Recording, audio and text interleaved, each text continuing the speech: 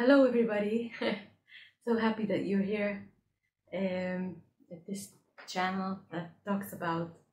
narcissism, narcissistic relationships and highly sensitive people. My name is ruthie.lax. Most of my videos are in Hebrew, which is my main language, but I'm starting out like a bit to do some videos in English because I have friends and clients and people that asked to try and do a bit in English because their Hebrew is not that great, or that would be easier for them to access. So I'm giving it my best shot, and this is one of the first videos that I'm doing, and I hope you understand what I'm saying. But gradually I hope I will get better at that also. Having said all of that, as I said just a minute ago, one of the main topics that I talk about is narcissism and narcissistic relationships. And what I want to talk about today is what should a parent do when co-parenting with a narcissistic parent after a divorce, and starting to realize that all the kids, or some of the kids, or even just one of the kids is drifting away, is starting to look at you differently, starting to see you through the eyes of the other parent, through the eyes of the narcissist, and you feel that you're losing one of your kids because the narcissist on the other end is doing a good job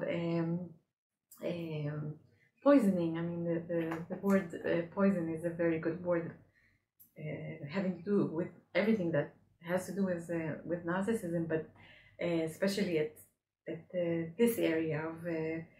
parenting, co-parenting couples and very, very close relationships, because you can almost actually see with your eyes this process taking place, like poison goes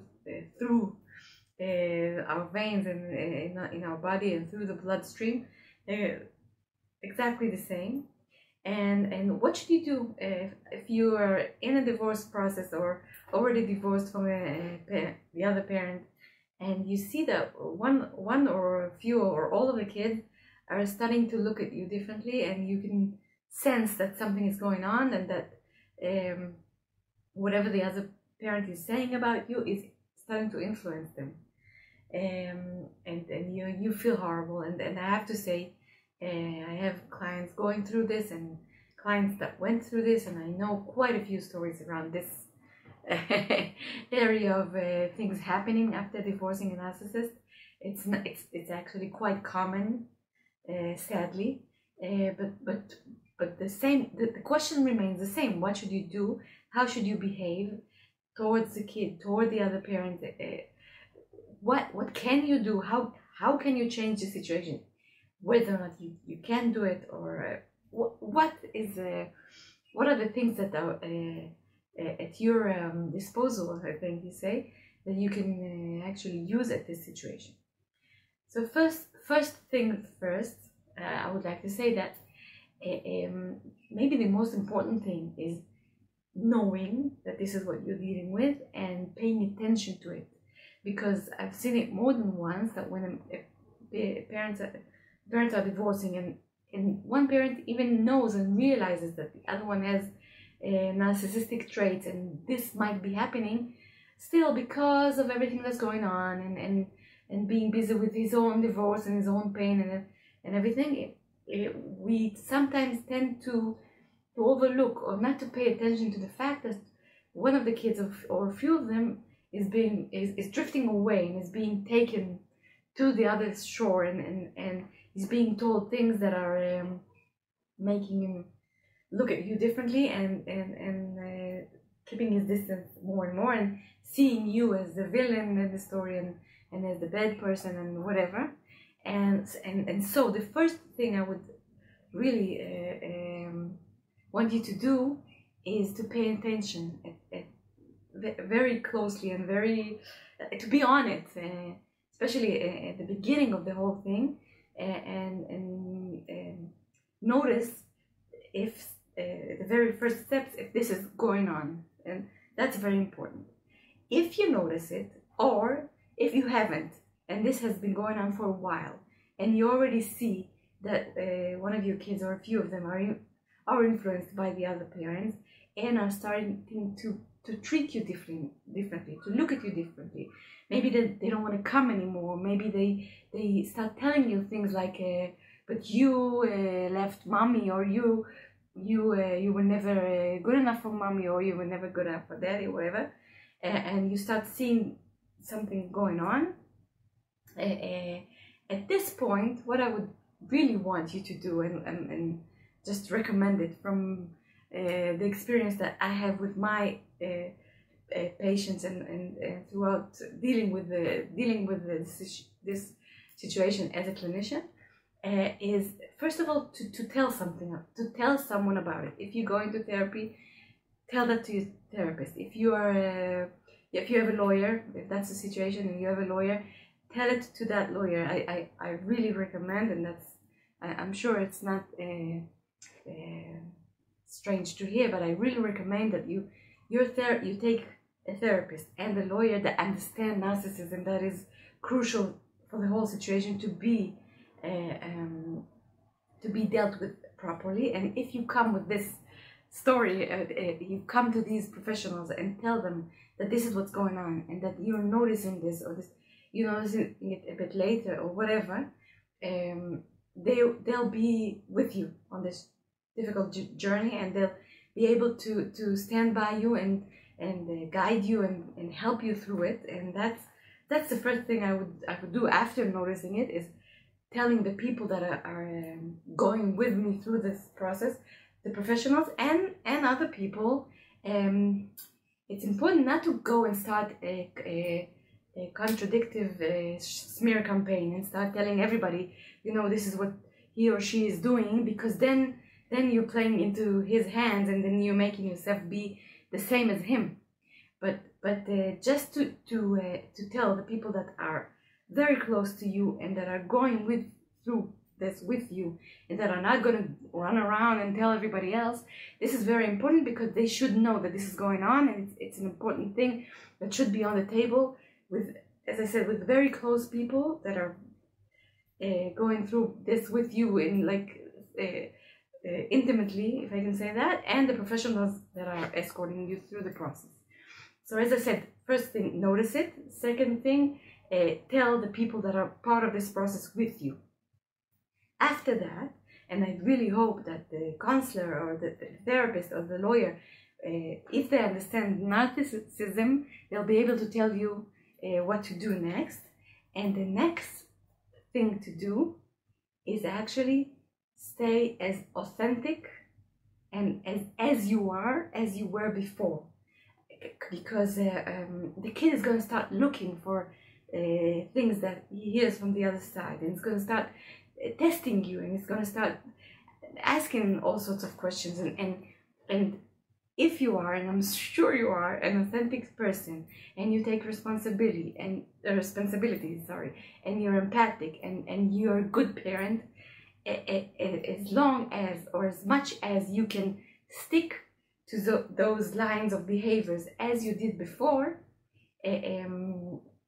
that is like water spilled on a witch. That is something that many times kills the quest, or the maybe atmosphere, or whatever he hears on the other side, that something's wrong with you, that you are not that good, or that you are narcissistic yourself, or whatever is being told. And if you stay as authentic as you can be, and as true to yourself as you can be with the child, I'm talking about the kid, and just being yourself like you always were, like the parent you always were, and not starting to tell him bad things about the other parent, not just being the good person that you were before. I am not here to tell you that this will solve everything, and that I'm sure that the other parent is not going to be able to get to the child. That is not something that I can guarantee, but I think it does raise the percentage of success, because if the kid, which is half yours, is going to be exposed to that true kindness and love and good-hearted parent that you are, that has a very big effect on a kid, on a child, and that might actually do the job and help at least prevent the deterioration of this, and make the kid think. Depends on many issues, age and whatever, but generally saying, make your child think again about what he's hearing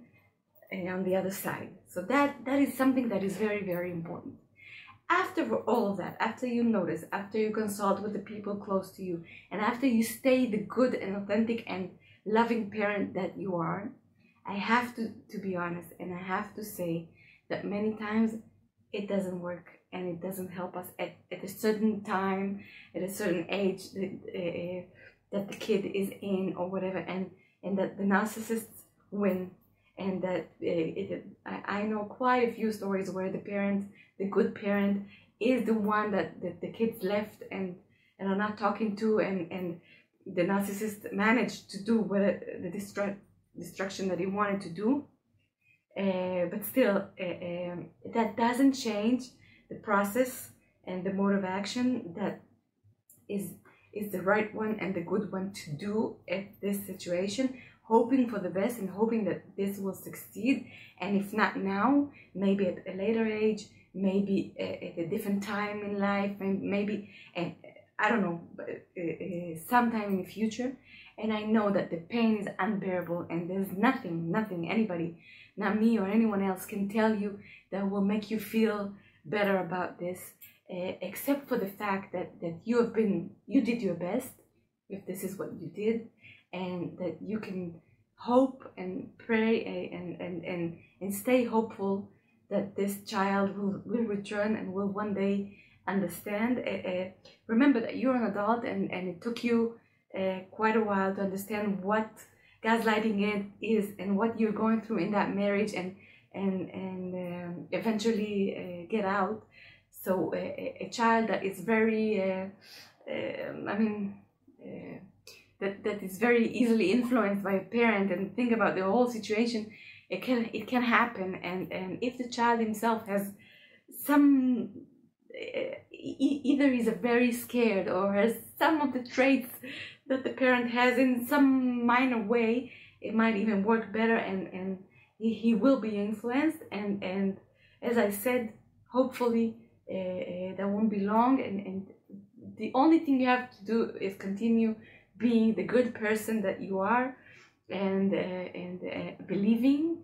and attracting to your life the new reality in which this child is going to return. And hopefully, if you didn't leave and you managed to keep him with you, just continue being that person, and your children will